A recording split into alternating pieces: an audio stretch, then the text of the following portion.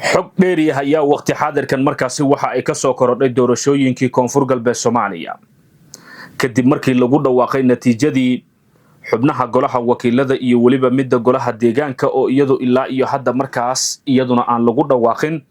laakiin satii golaha wakiilada ee koonfur galbeed Soomaaliya la soo hormariyay madaxweyne xasan sheekh maxamuud go'aankii ugu adkaa ayuu markaasi habeenkii xalay ahaa ka gaaray doorashooyinka koonfur galbeed Soomaaliya wararkii ugu dambeeyay maxaad xilligan markaasi kala socotaa in madaxweyne xasan sheekh maxamuud uu markaasi ka laaban doono doorashada qof iyo codka ee halkaasi laga qaban doono maadaama uu isagu markaasi shakigii ugu xooganaa uu ka muujiyay aadan maxamed nuur aadan madoobe haddaba xog iyo waliba macluumaad xoogan ayaynu halkan idinkula wadaagi doonaa balse marka kugu horeyso muuqaalka like garay muuqaalka share garay dad badan gaarsii sidoo kalena barteena diirada TV waa in aad markaasi ku soo biirtaan waan idinkaga mahadcelinaynaa sida aad markastaba halkan ugu xiran tihiin innaguna waxaynu markaasi idin ballan qaadi doonaa wixii warar ee markaasi taagan in xaaladii koonfur galbeed Soomaaliya ay iyadu markaasi waji kala yeelatay inaynu halkan markaasi idinkula wadaagno waayahay macluumaadyo aynu markaasi ka helayno ila wargal ah ayaa waxa ay markaasi sheegayaan in madaxweyne xasan sheekh maxamuud uu qorsheynayo in la hakiyo doorashada hoggaanka ugu sarreeya ee koonfur galbeed Soomaaliya iyo dhaarinta xildhibaanada markaasi ku soo baxay doorashada golayaasha kala duwan ee deegaanada koonfur galbeed Soomaaliya nidaamka doorashada tooska ah iyo waliba midda qof iyo codka ah ujeedada ayaa waxa markaasi lagu sheegay in ay tahay in maadaama madaxweyne xasan sheekh maxamuud uu saaran yahay culays siyaasadeed oo dhinaca markaasi doorashooyinka uga fikirayo haddii ay markaasi socon weyso doorashada qof iyo codka ah isla markaana uu markaa ku qasbanaan doono aadida doorasho dadban iyada oo Sheekh Aadan Madoobe markaasi uu ku soo baxay madaxtinimada koonfur galbeed uu haddii uu ku soo baxo koonfur galbeed Soomaaliya uusan markaa ku tashan karin xildhibaanada federaalka ee koonfur galbeed maadaama aanu Sheekh Aadan markaasi ku qabin kalsooni ah in uu markaa ku soo xulo in ka badan 70 xildhibaan oo aqlabiyad xoogan ah musharaxii markaasi helana uu meel fiican markaasi tiigsan karo tartanka madaxtinimada federaalka ahi madaxweynaha ayaa sheegay in markaasi kor loo hayo doorashada dhaarinta xildhibaanada iyo xitaa markaasi fadhiisiintooda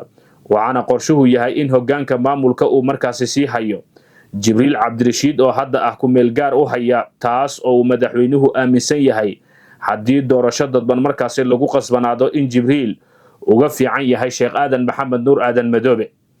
guddiga doorashada oo goordhow markaasi warqad soo saaray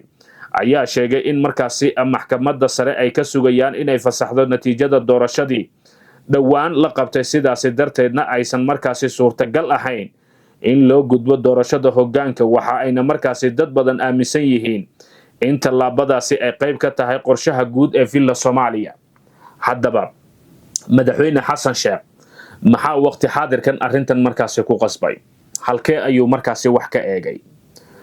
doorashada dadban ee xasan sheekh maxamuud uu waqti xaadirkan isagu markaasi doonayo waxa la soo warinayaa in qof iyo codkan uu wadaba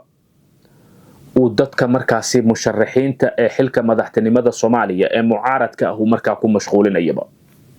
maxaa yeelay xasan sheekh waa nin aad u yaqaano marka laga hadlayo doorashooyinka Soomaaliya waliba middan dadban waa ninkii dalka keenay iyadoo 51 ah waa tii farmaajo uu markaasi ku soo baxay xildhibaanadii waqtigaasi la xulay sidan oo kale aad u mashquuliyay xubnihii markaas ka soo horjeeday hadda wuxuu doonayaa in aysan waqti helin xubnahan guud ahaan marka xaaladda Soomaaliya ee doorashooyinka waxa ay markaasi u muuqataa in Sheekh Aadan Madoobe isagu markaasi looga firfircoon yahay marka ay timaado arrimaha doorashooyinka isagu in baarlamaan la hogaamiyo baarlamaanka la cabiidiyo buu yaqaana ayaa leeyahay laakiin markay xulis doorasho noqoto aadan waa looga wanaagsan yahay ninka Jibriil Cabdirashiid Xaaji oo xilligan ku meel gaarka koonfur galbeed haysta ama madaxweynaha ku meel gaarka ee koonfur galbeed ahi inuu isagu markaasi uga firfircoon yahay marka doorashadan koonfur galbeed marka amar ilaa doorashada Soomaaliya ay ka dhacdo dib loo dhigi doonaa aadan Madoobena anytime ayuu markaas isgedan karaa ayay leeyihiin nin ballantu ku wanaagsanna ma aha sida uu noo sheegay horay cabdicasiis xasan maxamed laftagaren madaxweynihii laga ceysaday baydhabo. xaaladdu waqti xaadirkan markaasi waxay u muuqataa in kooxdii isku raranka ee villa Soomaaliya iyagu marba marka kasii dambeysa ay la imaanayaan qorsho aad u xoogan. madaxweyne xasan sheekh waxa uu markaasi ku qasbanaan doonaa in uu markaasi ka gudbo marxaladan adag ee uu wajahayo arrinta doorashooyinka ee dalka. hase yeeshee saacadihii aynu kasoo gudubnay xogaha markaasi la helayo waxa ay tilmaamayaan in aadan madoobe uu qorshahan markaasi ka cagajiidayo, maadaama xasan sheekh maxamuud uu markaasi usoo bandhigay isagoo aadan madoobe doonayo in waqti xaadirkan lasoo gabagabeeyo doorashada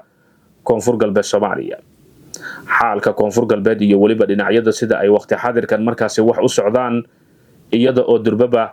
xilligan xasan sheekh saaxiibadiisu ay kula taliyeen in doorasho qof iyo cod ah waqti uu qarashba uu ku baxo haddii uusan markaasi kusoo bixin xildhibaankii uu isagu markaasi doonayay, maadaama qof iyo codkana aan waqti xaadirkan la qaldi karin, inta badanna xisbiyo kale oo mucaarad ah ay iyagu dibadjoog ka yihiin hanaanka doorasho ee xasan sheekh maxamuud uu waqti xaadirkan wado. tartanka dhabta ahi waxa uu markaasi dhex mari doonaa xasan sheekh, sheekh shariif, xasan cali khayre, cabdiraxmaan cabdishakuur, siciid deni, cabdi faarax shirdoon saacid, maxamed cabdullaahi farmaajo. marka xisbiyadan jilayaal doorasho ayay markaa iyagu ahaayeen. sidoo kale cabsi xoogan ayaa waxa ay markaasi ka jirtaa in shariif xasan sheekh aadan uu isagu markaasi kusoo baxo kursiga ugu sarreeya madaxtinimada koonfur galbeed Soomaaliya, maadaama shariifku wax kasta oo markaasi lasoo bandhigay uu isagu ahaa ninka kaliya ee ku qancay, inta badanna markaasi xisbiyadii aadan madoobe markaasi la midoobay uu isagu markaasi qayb ka ahayn.